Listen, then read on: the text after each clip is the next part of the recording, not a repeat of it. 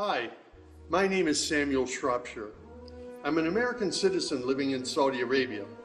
I came here in November 2011, not knowing anything about Islam or the Prophet Muhammad, peace be upon him. Most of what I had heard was extremely negative. In America, our news channels boosted their own-air ratings by regularly sensationalizing breaking news of terrorism. Every 30 minutes, one witnessed horrific scenes of bombings and bloodshed and murder, often one Muslim group fighting against another Muslim group. As killings and beheadings took place, there were always the shouts of Allahu Akbar, Allahu Akbar, God is great. I was invited here to Saudi Arabia by Safi Kaskas to work on what was known as the Q Project. Dr. Kaskas wanted to produce a new, easy-to-read American translation for the next generation of young Americans. Since I could not read or speak Arabic, I wasn't doing any translation work.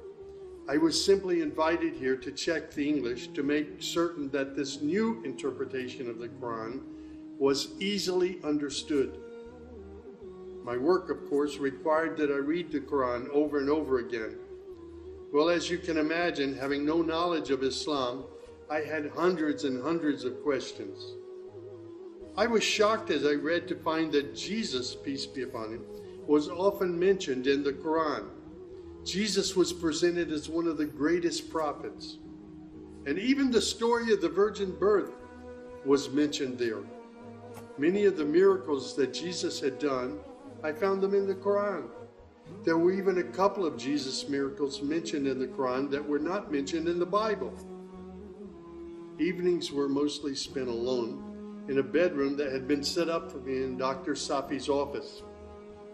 At night, I would stand on the balcony of that building and I would look across a very busy boulevard to a mosque. And I would hear the calls to prayer. I would see men and women coming to the mosque and leaving the mosque.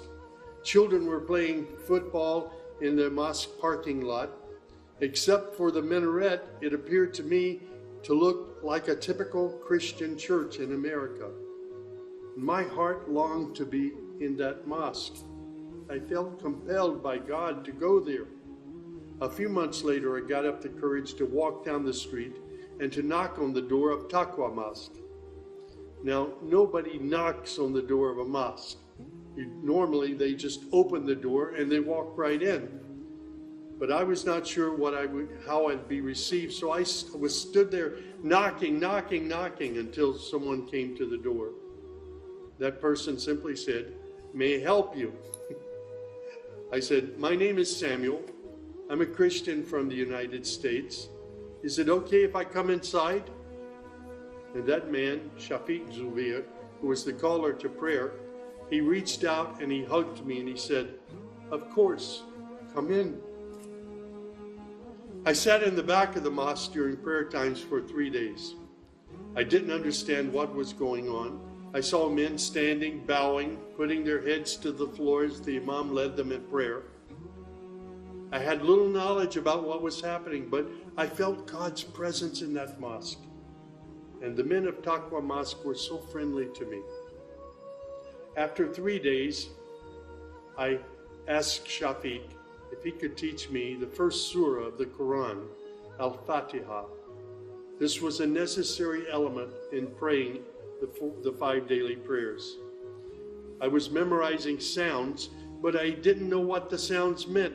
So I started comparing them with an English translation I had, and I realized that there was nothing in Al-Fatiha that was inconsistent with Christian teaching. There I read the encouraging words that God was the most merciful, the distributor of mercy and forgiveness. My heart was being strangely touched by the words of the Quran and the love displayed by the men of Taqwa Mosque. Dr. Sadiq Malki would later drive me to the Islamic Education Foundation in Al-Hamra, neighborhood of Jeddah, where I said Al-Shahada. According to Islam, we're all equal. There's none above another. There are scholars, but their role is educational. As for the relationship with God, it's personal, it's direct. The faith itself is simple and clear. It's summed up in just 6 points. There is one true God who is unlike any other being. He is neither born nor does he give birth. He has neither spouse nor offspring. Nothing is comparable to him. He's all-powerful. He knows everything perfectly. He is the most merciful. Secondly, a belief in angels who are indeed the servants of God. They obey God's bidding and they do whatever they're commanded to do. They don't have any free choice. Thirdly, there's a belief in divine revelations. Islam acknowledges that God revealed scriptures including the Torah, the Gospel, the Psalms. However, down through the ages, many of these divine revelations had become distorted and somewhat corrupt. The Quran, which also contains God's revelations, is intact. It hasn't changed from the very beginning.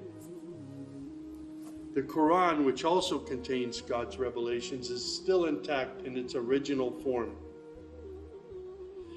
Fourthly, there's a belief that in all earlier prophets and God's messengers, not just Muhammad.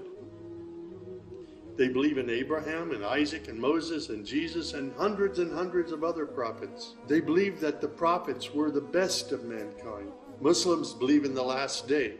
That's to say, this includes the belief in all that God and his messenger have told us about what happens after death, including recording of good and bad deeds, the resurrection and the gathering of all creatures, the reckoning that will take place on the great judgment day, the prophet's intercession, as well as heaven and hell. Man's ultimate aim will be to save himself on that day.